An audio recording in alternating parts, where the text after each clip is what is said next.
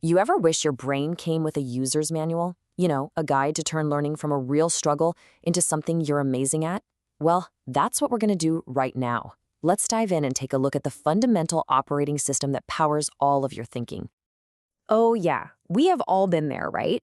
You put in the time, you're reading, you're studying, you're listening, and then the information just poof. It vanishes moments later. It's so frustrating, and it happens because we're using this incredibly powerful machine, our brain, without really understanding the first thing about how it works. So let's change that.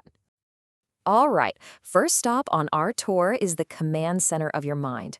This is where all the action happens, where the real thinking gets done. I want you to picture it like a small, brightly lit workbench right at the front of your consciousness. So this workbench has a name. It's your working memory. And let's be super clear. This is not a storage space. This is the doing space. When you're trying to figure out a math problem or piece together a sentence, or, even as you're listening to me right now, you're using your working memory. It is, quite literally, your conscious mind in action. Now, here's the most critical feature of that workbench, and it's a huge deal. It is tiny. Seriously, it can only hold about 7 pieces of information at any given time. This is the single biggest bottleneck for all learning. You try to multitask while learning something new, and things will literally start falling off the bench. So rule number 1 for effective learning, you have to respect the limit. That intense pressure you feel when you're trying to juggle too many new ideas at once, well, that feeling has a name: cognitive load. Just think of it as the total mental weight that's sitting on your workbench. And when that load gets too high, your thinking doesn't just slow down, it breaks. Learning just grinds to a complete halt. And this is a perfect example of how that overload happens. Over on the left, you've got something called inquiry learning. It sounds great. You get to discover things for yourself. But imagine trying to figure out the principles of electricity while also trying to learn a brand new complex computer program. Your poor little workbench is just swamped, right? Now compare that to the right, direct instruction. The core idea is presented to you first. Suddenly, the cognitive load is way lower because you only have one job. Focus on understanding that one concept. The takeaway here is huge. When you're learning something new and complex, you have to reduce the load, simplify the task. So you might be wondering, if the workbench is so tiny, where does everything we know actually live? Well, let's head to the back room and check out the next part of the system, the brain's absolutely enormous, practically infinite warehouse of knowledge. And this is your long-term memory. Unlike that tiny workbench, the capacity here is, for all practical purposes, limitless. This is where you keep everything, from the muscle memory of how to ride a bike, to all the facts for an exam, to the feeling you got on your very first day of school. This is the personal library you've been building your entire life. Now, what's really interesting is how we stock this library. You've got 2 choices. On the one hand, you can just do rote learning, cramming in isolated facts. It's like throwing books randomly into a dark room. Good luck finding anything later. Or you can aim for meaningful learning. This is where you actively connect the new information to stuff you already know. You're not just storing books anymore. You're building this incredible, sophisticated, cross-referenced mental web that makes every single thing you know easier to find and way more powerful. The educational psychologist David Ausubel absolutely nailed it with this quote.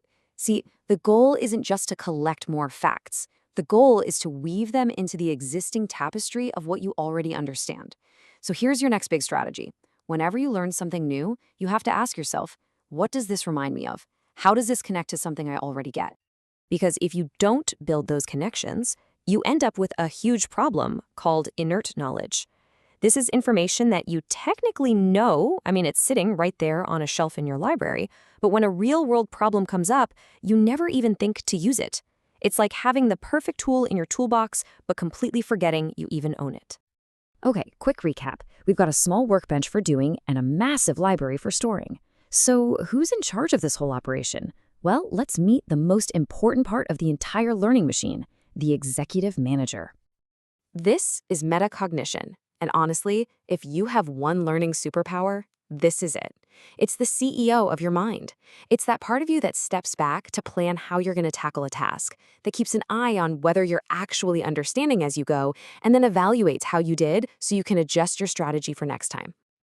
So what does the CEO actually do all day?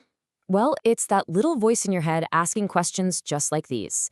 A really good learner has a constant, active internal conversation going. They'll pause while reading and ask, wait, is this really what the author meant? They'll practice an explanation and ask themselves, does this actually make sense? This, right here, is the difference between just passively highlighting a textbook and truly mastering the material.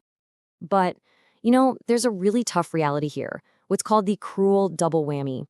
The people who need this metacognition the most are often the ones who have it the least.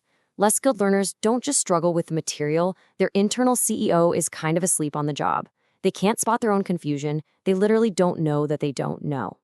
But the good news, and this is huge, is that metacognition is a skill. You can train it, you can improve it. So, now that we've toured the hardware, how do we upgrade the software? How can we use all this knowledge to become way more effective learners, starting like today? Let's get into a few really powerful strategies.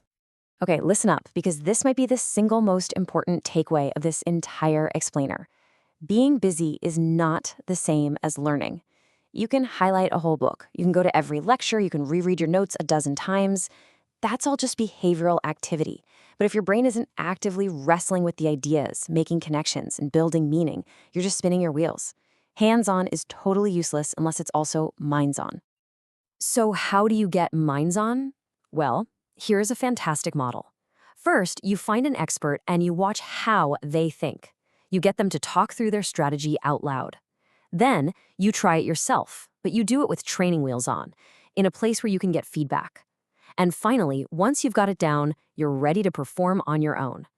This works for literally everything, from coding to cooking to giving a speech. Here's another powerful upgrade. Stop just learning about a subject and start doing what people in that field actually do.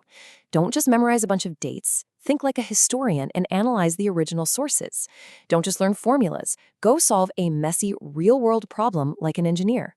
This is how you destroy that inert knowledge problem, because you're putting what you learn to use right away. And you know what's an incredible ally in all this? Technology. It's what helps us break down the walls that keep learning feeling artificial. With the tools we have today, we can finally shift from being passive consumers of information to being active producers. Creating things, analyzing data, working with experts on projects that actually matter. So there you have it, a quick tour of your brain's operating system, the tiny workbench, the vast library, and the CEO that's supposed to be running the show. So now the question is for you. What's one boundary in your own learning that you could cross this week? How are you going to manage your cognitive load, or build a more meaningful connection, or shift from just consuming to actually producing something? The user's manual is in your hands now. Go use it.